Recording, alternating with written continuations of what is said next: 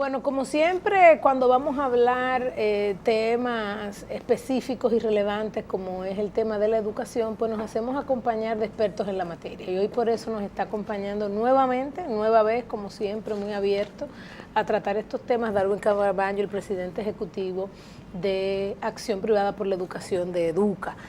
En el día de hoy, como dijimos en la introducción, pues vamos a estar hablando de los resultados de las pruebas aplicadas a estudiantes y a docentes durante el año 2017. Vamos a hacer un análisis detallado de estos resultados y, como siempre, pues hablar de los impactos, de las políticas, de los cambios, de las acciones necesarias, tanto de parte del sector público como del sector privado, para seguir avanzando en este tema. Darwin, yo no quiero quitarte mucho el tiempo y me gustaría que comenzáramos por los resultados de la evaluación de los alumnos. ¿Cómo nos fue?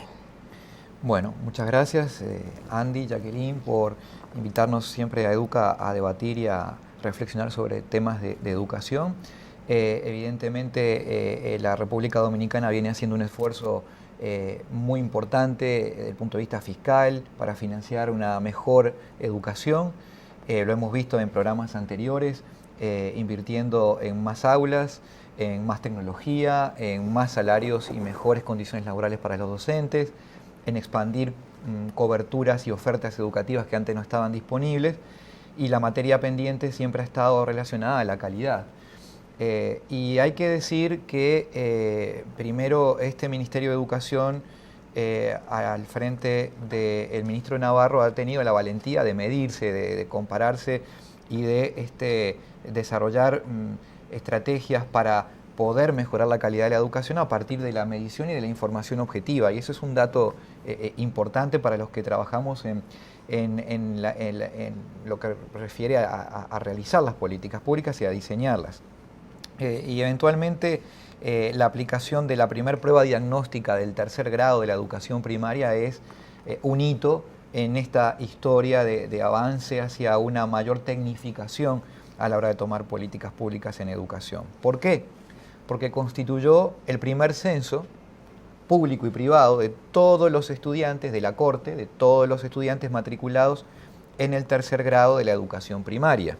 En escuelas públicas y colegios privados. Okay. Censo, es decir, todas y cada una de los centros educativos públicos y privados del país que tienen oferta educativa del nivel primario al nivel de tercer grado, cuando los estudiantes que se comportan de alguna manera dentro de lo esperado tienen entre 8 y 9 años de edad.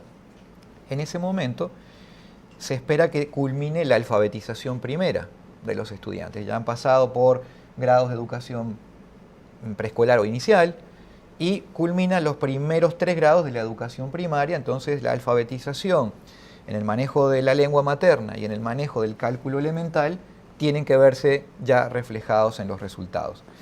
Y verdaderamente los resultados uno debiera decir que son preocupantes y debe llamarnos a la reflexión a todos, incluso no solamente a las autoridades de gobierno, sino a quienes estamos trabajando en el día a día en procurar mejorar la calidad de la educación. Porque no sé si podemos ir mostrando en pantalla alguna de las gráficas que hemos traído para compartir con la teleaudiencia, que allí podemos ver el porcentaje de estudiantes que se ubicó según su nivel de desempeño en lengua española. Y podemos ver que de las 3 categorías que se manejó, solamente el 12.2% de los estudiantes demuestra leer con fluidez y comprender lo que lee en español, en un texto simple, acorde al nivel. Y esto es verdaderamente preocupante porque la teoría nos dice que la base del pensamiento es el lenguaje.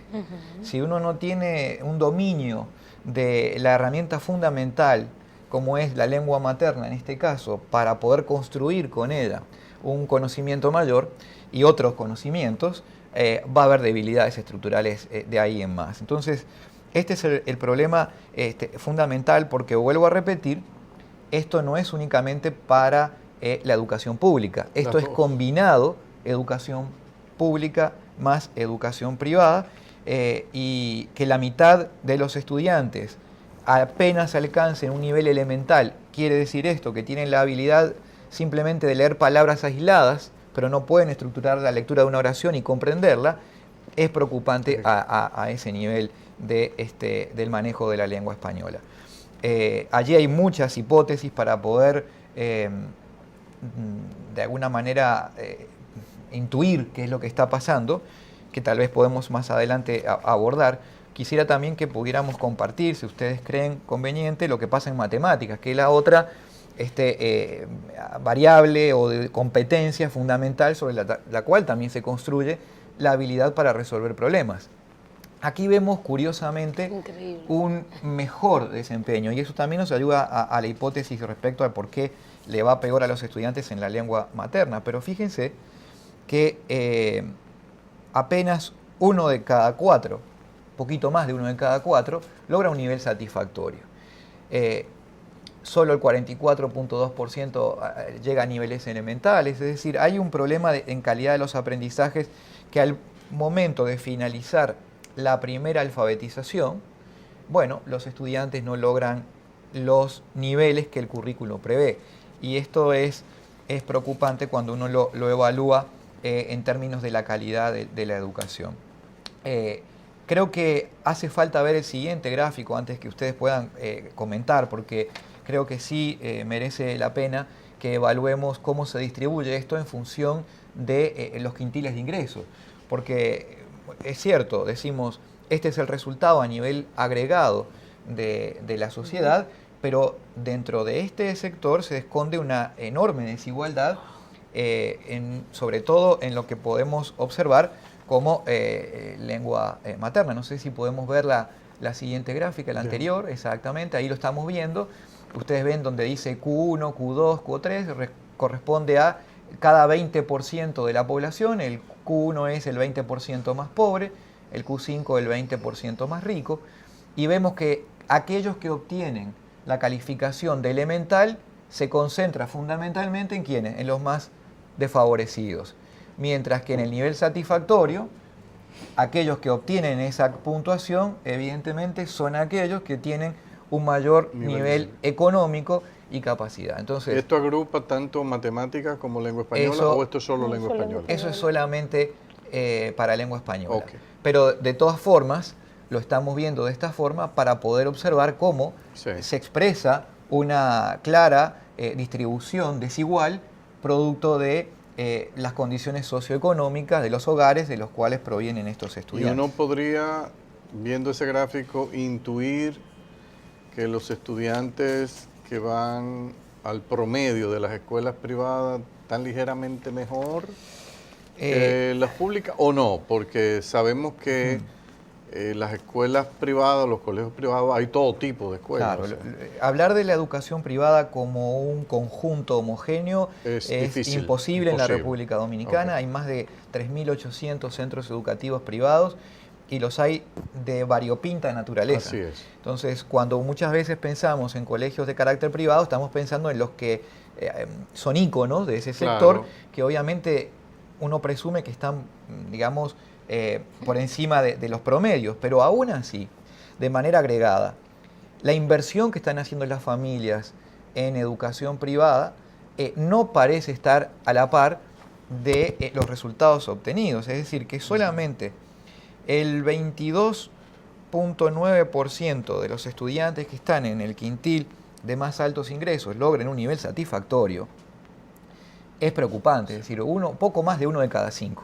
Esto es una situación que debe llamar a la reflexión y que creo que de cara a, bueno, cómo se traduce esto hacia la política pública, lleva al país a repensar una estrategia, un plan nacional en pos de la lectura y la escritura, que son las competencias fundamentales para luego construir conocimiento a partir de estas. Esto es como tal vez la conclusión más importante que nos da esta parte del análisis. Luego veremos lo que es la otra cara del análisis, que tiene que ver, bueno, cómo los docentes están formándose y cómo se están desempeñando a la hora de poder impartir docencia para que los estudiantes aprendan lectura y escritura. Okay. A esa edad, Darwin, yo creo que el impacto del docente es muy importante, y principalmente a esa edad, tanto en escuelas públicas como privadas. Tú lo decías muy bien, generalmente ese 20%, la mayor parte de ellos deben estar en centros privados muy homogéneos. Si hay diversidad y dispersión, imagínate cuando tú hablas de quintil 5, sí, ahí debe haber de todo. Sí. Pero además, yo entiendo, o sea, estamos hablando del tercer grado, donde se forma el estudiante y donde el impacto del maestro es muy fuerte, donde se forman las bases. Sí. Yo me imagino que es un poco también el reflejo de eso, entre otras cosas, pero debería ser el reflejo de eso. Sí, absolutamente. Compartimos. Más adelante vamos a entrar justamente en el detalle de los determinantes del aprendizaje exógenos al sistema, con los cuales se tiene que trabajar. Pero evidentemente la variable fundamental que controla todo sistema educativo es la calidad de sus educadores. Educa siempre ha insistido en que el techo de la calidad de un sistema educativo estaba determinado por cuánto saben, por cómo se desempeñan y por la calidad del ejercicio de la docencia. Y allí donde también se observan enormes diferencias a niveles de los territorios, y que los vamos a poder compartir en algunos minutos, porque quisiera sí mostrarles primero que nada algunos resultados que tienen que ver con el desempeño docente a partir de la evaluación de desempeño que por primera vez se volvió a aplicar luego de 10 años de ausencia de evaluación de desempeño. Esto es una buena noticia, es decir, que se haya evaluado a todos los educadores o a gran parte de ellos, digamos, ya quedan muy pocos docentes que no han pasado por la evaluación de desempeño. Bueno, contribuye a leer mejor cuál es la realidad de la calidad docente. Y ahí no sé si lo podemos estar viendo en pantalla ya, pero podemos ver cómo de esta evaluación de desempeño el 38% estuvo en un nivel insatisfactorio a la hora de evaluar. Ahora luego en la próxima lámina vamos a poder ver qué es lo que se está evaluando. Más de 1 de cada 3 tiene un nivel insatisfactorio. Si sumamos con que casi 1 de cada 3 también tiene un nivel básico, bueno, 2 de cada 3, 66%. 7 de cada 10 prácticamente. 7 de cada 10 prácticamente, porque es más que eso, exactamente, Andy lo dice muy bien, tiene problemas de calidad. Solo 1 de cada 4 es competente y destacado solamente 3%. 3 de cada 100 tienen niveles de destaque, cuando en realidad lo que se evalúa, que podemos verlo en la siguiente gráfica, son elementos vinculados a actividades tradicionales de los docentes, pero las que mejor se evalúan siempre son aquellas que están vinculadas al ejercicio de rendimiento profesional y a la autoevaluación que hace el propio docente de sí mismo y a la autoevaluación que hace el cuerpo directivo del centro educativo dentro de una evaluación que le permite introducir estos elementos cualitativos.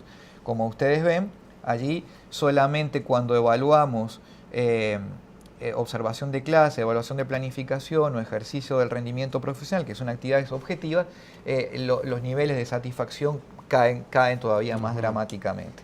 ¿Qué podemos decir de esto? Que además hay problemas en la planificación del docente. Solo el 13% son capaces de responder a indicadores de logro de las asignaturas en las que son evaluadas.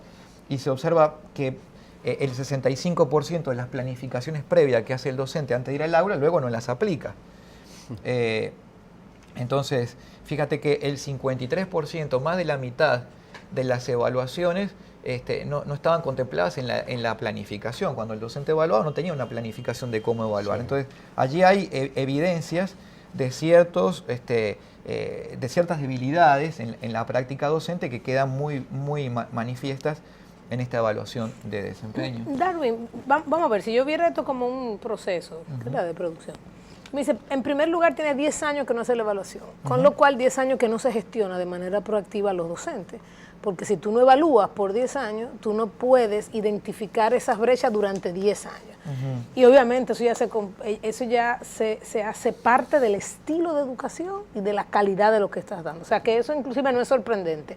Porque si tú evaluaras año a año y te sale esto hace 10 años, hubiésemos tenido 10 años adelantados. Entonces ese es el primer elemento. O sea, tú tienes docentes que tienen 10 años que no lo evalúan, que por ende tienen prácticamente 10 años que no se pueden gestionar y que claramente tienen una brecha importante. El segundo tema es que debido a que claramente no se evaluó y no se pudieron y no se pudo hacer una gestión proactiva, el tema de la planificación es fundamental.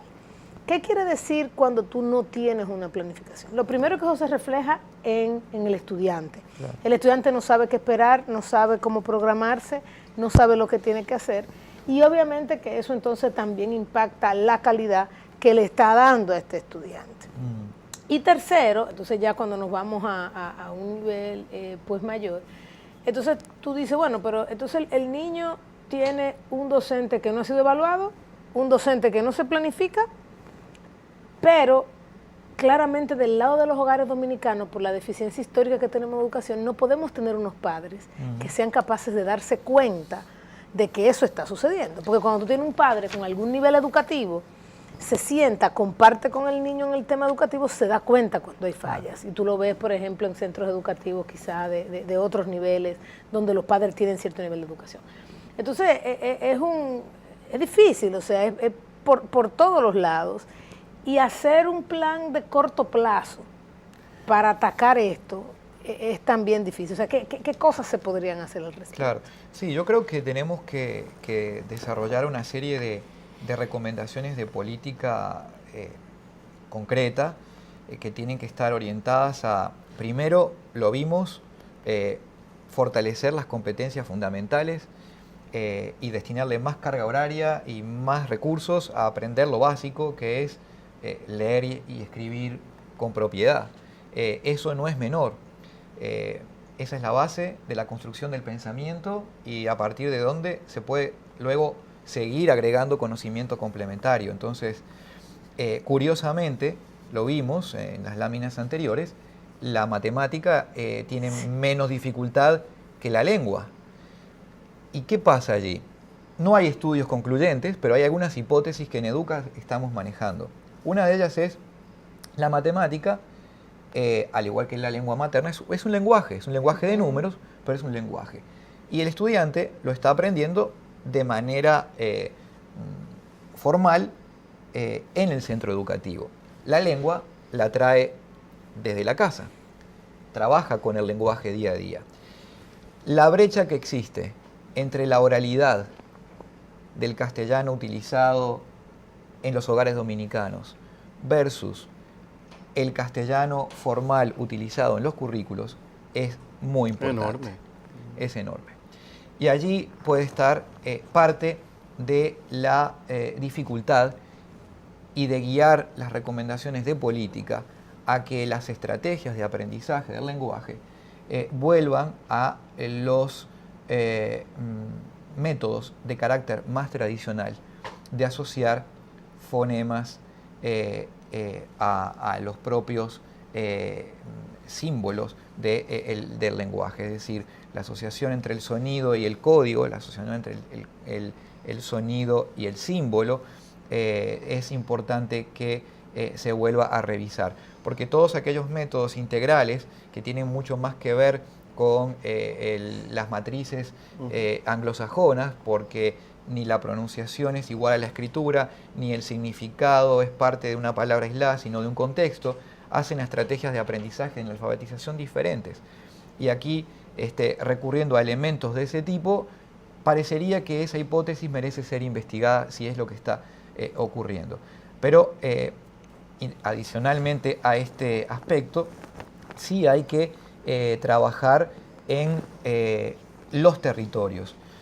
La educación siempre es un servicio, un derecho por supuesto, pero a la hora de pensarlo como política pública, un servicio que se aplica en un territorio determinado. Y si vemos las láminas siguientes que tenemos y nos ayudan para proyectarla, podemos ver la diferencia territorial en la distribución de la evaluación del desempeño docente. Por ejemplo, aquí vemos el mejor distrito educativo dentro de el conjunto de los 120 distritos educativos que tiene el país. Y ahí estamos viendo que destacados solamente el 12%. O sea, el distrito que tuvo mayores profesores en la categoría destacado no alcanzó al 12%, estuvo en el 11.8%. Es Mao. Mao, los competentes 53.7%, los básicos 26.6% y los insuficientes 7.8%. Este es Mao, el mejor distrito educativo en cuanto a evaluación de desempeño del país. Pero hay otras realidades, como el distrito de Tamayo, en Bauruco, donde podemos ver algo escalofriante desde el punto de vista educativo, en el cual el 95.30% de los estudiantes tiene insuficiente. 95.30% insuficiente. Como vemos, no hay destacados. De los maestros, ¿no? De los maestros. Esto es evaluación de desempeño de los maestros, en el cual, como ustedes pueden ver, la amplísima mayoría, por no decir la totalidad, está en el nivel de insuficiencia. Claramente, el distrito de Bauruco, desde el punto de vista de la calidad docente, es un territorio en emergencia. Pero esto es fruto de autoevaluaciones que se hacen los mismos docentes. De autoevaluaciones que hacen los mismos docentes, pero ya, digamos, controlando por las variables más duras de la evaluación de desempeño, que tiene que ver con la planificación, con el uso del tiempo, con los recursos que tiene el docente de carácter objetivo. Sí. Ya no es con la autoevaluación. Pero esto no es una prueba que se le da al docente para evaluar sus capacidades de dominio de la materia que enseña. No, exactamente. Aquí lo que estamos evaluando, como lo veíamos en las láminas anteriores, es las observaciones de clase, Sí. la evaluación de la planificación y el ejercicio del rendimiento profesional hecho por un externo que evalúa objetivamente el desarrollo de la ¿Y cómo clase. controlan ustedes para evitar que en algunas localidades tú puedas tener evaluaciones autocomplacientes? Sí. Donde No, esos son evaluadores externos. Son Andy. externos, Sí, ok. porque la evaluación en sí mismo de manera integrada contempla la autoevaluación, Perfecto. contempla además la evaluación del director y según esos criterios, recordemos en un pasado programa que tuvimos aquí, había dado resultados bastante satisfactorios. Esa evaluación. Allí hay una diferencia de criterio entre la autoevaluación, la percepción genuina de que se están haciendo las cosas bien respecto de los resultados ya más objetivos. Bueno, hacemos una pausa y volvemos con más de este estudio realizado por Educa que nos va a arrojar lecciones importantes de cara a ver qué tipo de reforma habría que hacer a las políticas públicas que estamos ejecutando en materia de elevar los niveles de calidad de la educación en el país. Volvemos en un momento.